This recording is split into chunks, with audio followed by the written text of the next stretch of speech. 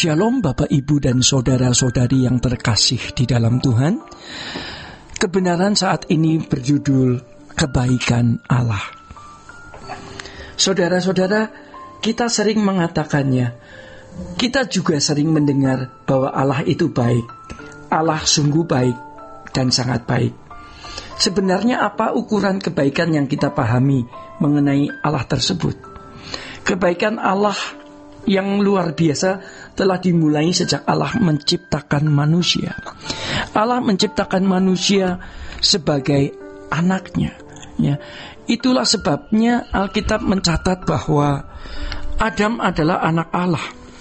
Tentu seharusnya sesuai dengan rancangan Allah, ya. Semua manusia menjadi anak-anak Allah.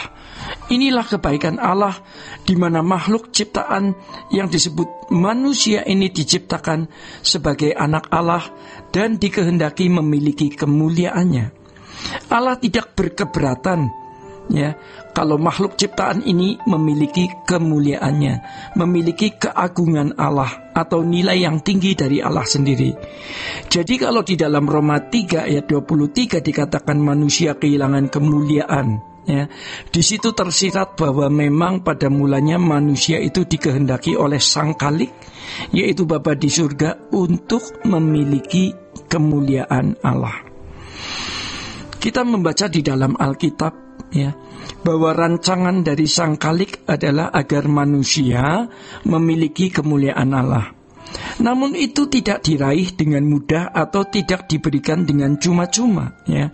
Allah memberikan perangkatnya, Allah memberikan komponennya untuk manusia bisa meraih hal itu. Dan itu sebuah keniscayaan, bukan sesuatu yang tidak mungkin dicapai. Allah memberikan pikiran dan perasaan yang dari pikiran dan perasaannya itu manusia dapat melahirkan kehendak.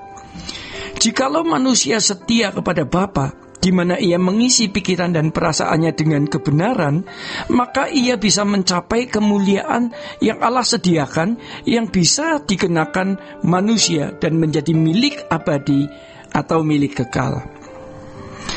Tetapi di dalam sejarah perjalanan hidup manusia pertama, ya, di Kejadian 3, manusia menaruh curiga pada Allah. Ketika iblis menawarkan opsi atau pilihan untuk mengkonsumsi buah pengetahuan tentang yang baik dan jahat, hal itu memikat hati manusia, yang karenanya perempuan itu melihat bahwa buah pohon itu baik untuk dimakan dan sedap kelihatannya. Lagi pula pohon itu menarik hati karena memberi pengertian, sehingga manusia memetiknya. Kisah kejatuhan adalah kisah yang paling tragis, Bapak Ibu. Seandainya mereka tidak makan buah itu, ya, tidak dapat dibayangkan betapa agung dan mulianya kita, betapa agung dan mulianya manusia. Tidak terbayang juga bagaimana bumi yang sungguh amat baik, ya, dan dikelola oleh orang-orang yang memiliki keagungan dan kemuliaan Allah. Tentu peta kehidupan yang berubah total dapat kita saksikan hari ini, dan kita juga bisa merasakannya, serta kita bisa mengalaminya. Dengan adanya sakit penyakit, kemiskinan, penderitaan, dan kematian, belum lagi bayang-bayang kebinasaan di mana manusia terpisah dari Allah. Tetapi Allah yang baik tetap sangat baik. Allah mengembalikan kemuliaan itu karena memang itu rancangan Allah semula, rancangan yang disematkan di dalam diri manusia, rancangan semula yang sempurna. Dan itu bisa terwujud atau terrealisasi kalau Allah sendiri yang berinvestasi. Allah hanya punya satu kali kesempatan untuk itu. Itulah sebabnya dikatakan bahwa Yesus anak tunggal. Itulah sebabnya juga dikatakan bahwa Yesus adalah Adam terakhir. Hal ini menyiratkan bahwa kesempatan terakhir, sehingga kita bisa membayangkan betapa berat tanggung jawab dan beban Yesus dalam memikul tanggung jawab penyelamatan manusia, agar kemungkinan manusia kembali memperoleh kemuliaan itu dapat terwujud. Jadi Bapak, Ibu, dan saudara-saudara, ketika kita membaca dalam Injil, Yesus yang kita panggil Tuhan berhasil menyelesaikan tugas penyelamatan. Setelah ia menerima segala kuasa di surga dan di bumi, dia memberi amanat kepada murid-muridnya. Jadikan semua bangsa muridku. Sebenarnya kalimat itu sama artinya dengan jadikan semua bangsa yang tentu menjadi umat pilihan untuk menemukan kembali kemuliaan yang hilang, yang selama ini tidak teraih oleh manusia. Yesus anak manusia yang kita panggil Tuhan adalah manusia yang pertama yang menemukan, yang mengenakan kemuliaan Allah tersebut. Hanya orang-orang tertentu yang diberi kesempatan untuk menemukan kemuliaan itu, yaitu orang-orang yang menjadi anak-anak Allah. Semua anak-anak Allah adalah orang-orang yang harus berkenan, yang dirancang pasti dimuliakan bersama dengan Yesus. Maka juga harus menemukan kemuliaan Allah yang hilang tersebut.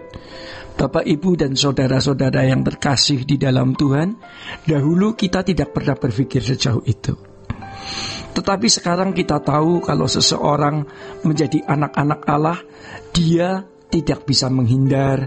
Dia harus belajar untuk dimuridkan, harus didewasakan untuk menjadi orang yang berkenan di hadapan Allah, harus mengenakan kodrat ilahi atau bagian dalam kekudusan Allah, sehingga dikembalikan ke rancangan semula yang nantinya akan dimuliakan bersama-sama Yesus.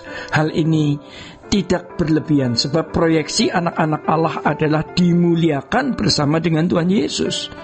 Inilah yang dimaksud, atau inilah yang harus kita tahu, ya, yang harus kita pahami, yang harus kita percayai, yang harus kita mengerti, yang harus kita kenakan di dalam hidup. Sebab kalau kita tidak memiliki, tidak mengerti akan hal ini, ya, kita tidak akan dapat memiliki perjuangan untuk mengenakannya. Itu berarti karya keselamatan Allah dalam Yesus Kristus menjadi sia-sia. Sebab karya keselamatan Allah dalam Yesus Kristus itu memang bermaksud untuk membuat manusia menemukan kemuliaan Allah tersebut. Bapak, Ibu yang dikasihi Tuhan dan saudara-saudara semua, demikian kebenaran saat ini. Tuhan Yesus memberkati. Sola Gracia.